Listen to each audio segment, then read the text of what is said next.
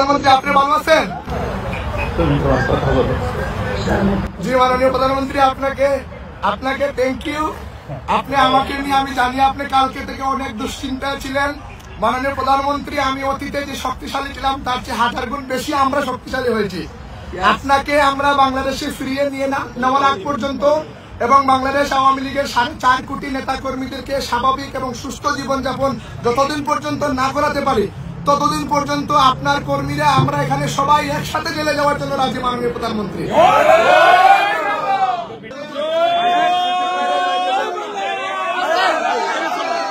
গত 14টি বছর থেকে নিজের জীবন এবং যৌবনের সর্বোচ্চটুকু দিয়ে যুক্তরাষ্ট্র যুবলীগের একজন কর্মী হিসাবে কাজ করে যাচ্ছি।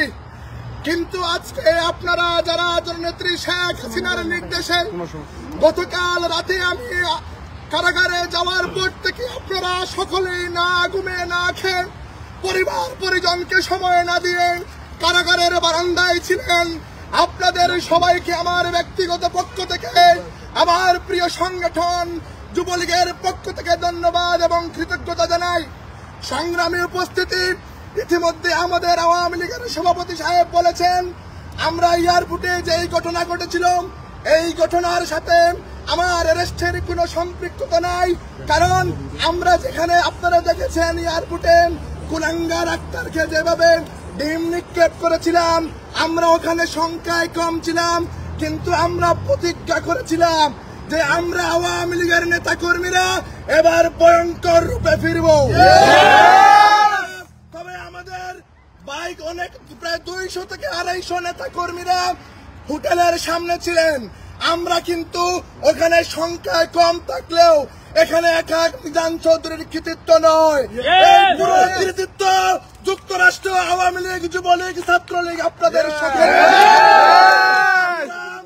আমরা পরিশেষে একটা কথা বলতে চাই, যতদিন পর্যন্ত রাষ্ট্রনায়ক শেখ হাসিনাকে বাংলার মাটিতে ফিরিয়ে না নিব ততদিন পর্যন্ত যুক্তরাষ্ট্র আওয়ামী লীগের নেতা কর্মীরা যদি আমরা সবাই একসাথে জেলে যেতে হয় তাতেও আমরা রাজি আছি। কাল রাতে যখন আমার হাতে হাত করানো পড়া হয়েছিল, আমি গাড়িতে উঠার আগে বলেছিলাম শেখ হাসিনার কর্মীদেরকে দাবায় রাখা সম্ভব। গাড়িতে বসার পরে যখনই আমার বৃদ্ধ মায়ের কথা মনে পড়ে ওদের এই চোখ দিয়ে পানি আসছিল। আমি যখন প্রেজেন্টে গেছিলাম আমি পৃথিবী দেখি নাই, শুধু গোলাকার কালো দেখা যাচ্ছিল।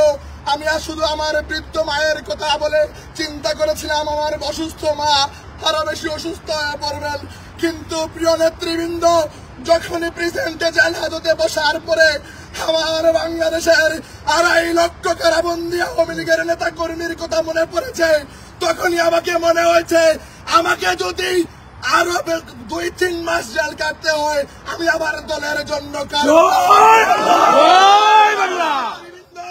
আপনারা জানেন গত 14টি মাস থেকে বাংলাদেশ আওয়ামী লীগের 4 কোটি নেতা কর্মীর মুখে কোনো হাসি নেই, ভিতরে কোনো সুখ নেই, শান্তি নেই।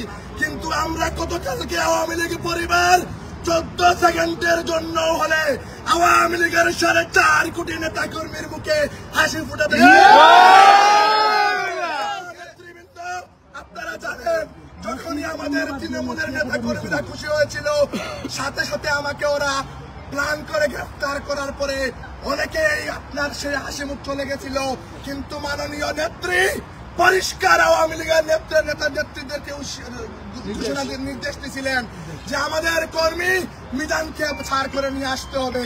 আমি গোটা আওয়ামী লীগ পরিবারের পক্ষ থেকে গণতন্ত্রের মানুষ কন্যা বঙ্গবন্ধুর কন্যা শেখ হাসিনাকে ধন্যবাদ, কৃতজ্ঞতা জানাতে চাই। মাননীয় নেত্রী, আমরা আওয়ামী লীগ পরিবার আজকে 2 হাত তুলে প্রতিজ্ঞা করছি যতদিন পর্যন্ত আপনাকে বাংলার মাটিতে সসম্মানে নিব না, যতদিন পর্যন্ত বাংলাদেশে আওয়ামী লীগের 4.5 কোটি নেতা কর্মীদেরকে স্বাভাবিক এবং সুস্থ জীবনযাপন করা সম্ভব হবে না, ততদিন পর্যন্ত আমরা এদেরকে রাজরাস্তায় মোকাবেলা করবো।